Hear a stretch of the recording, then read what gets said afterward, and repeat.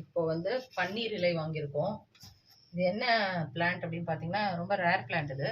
இதோட இலையில பன்னீர் இருக்குல்ல, இந்த பன்னீரோட ஸ்மெல்லு வரும். இது நல்லா வளர்ந்து இந்த 4, 5 இலைய வந்து நம்ம உருளியில போட்டு வச்சோம்னா, அந்த தண்ணி ஃபுல்லா பன்னீர் ரோஸ் தெளிச்ச ஸ்மெல்லு வரும். பன்னீர் எங்கெல்லாம் யூஸ் பண்றோமோ, அதுல இந்த இலைய யூஸ் பண்ணலாம். பன்னீர் இலைன்னு பேரு. ரொம்ப நல்ல பிளான்ட் இது. ரொம்ப ரேர் பிளான்ட். ஸோ இது வாங்கியிருக்கேன்.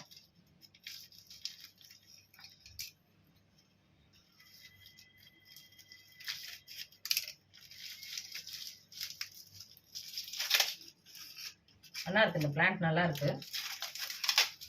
இப்போ அடுத்த பிளான்ட் பார்க்கலாம். இதான் ஃபர்ஸ்ட் பிளான்ட், பன்னீர் இலை.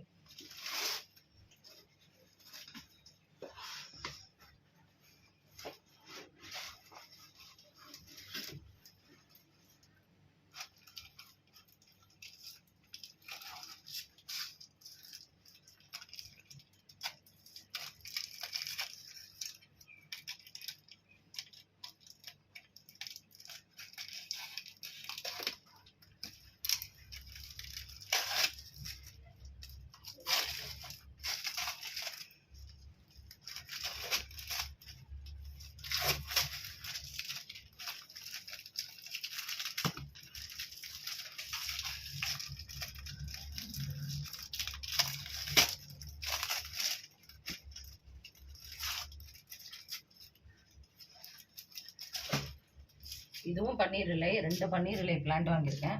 நல்லா பேக் பண்ணி அமைச்சிருக்காங்க.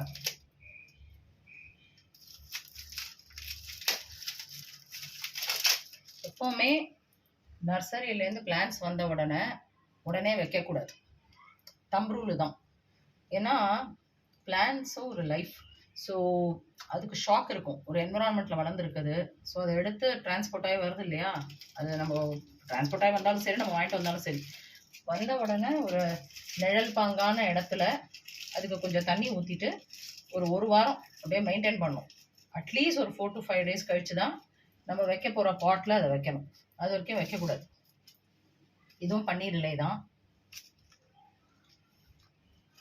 அடுத்த பிளான்ட் பார்க்கலாம்.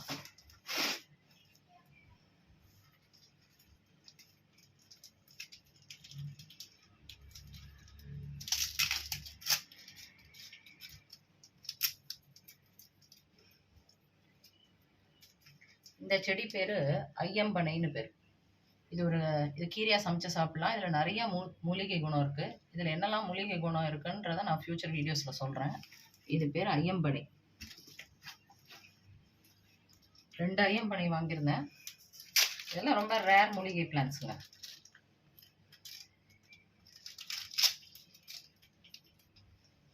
ரெண்டு வாங்கியிருந்தேன்.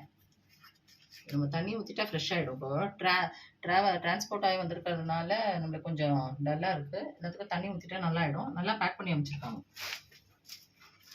அடுத்து ரொம்ப இம்பார்ட்டன்ட் பிளான்ட் பார்த்தீங்கன்னா இந்த பிளான்ட்.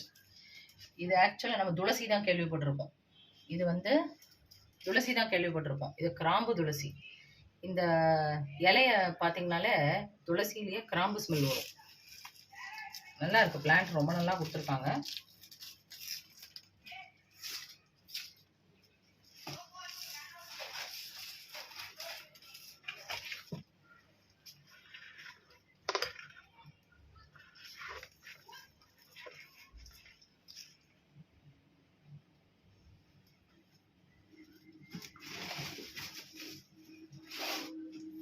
ரெண்டு கிராம்பு துளசி வாங்கியிருந்தேன்.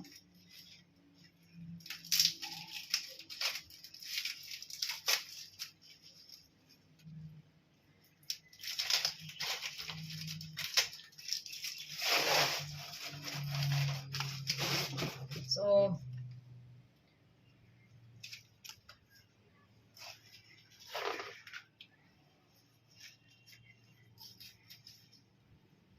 என்னெல்லாம் செடின்னு பார்த்தீங்கன்னா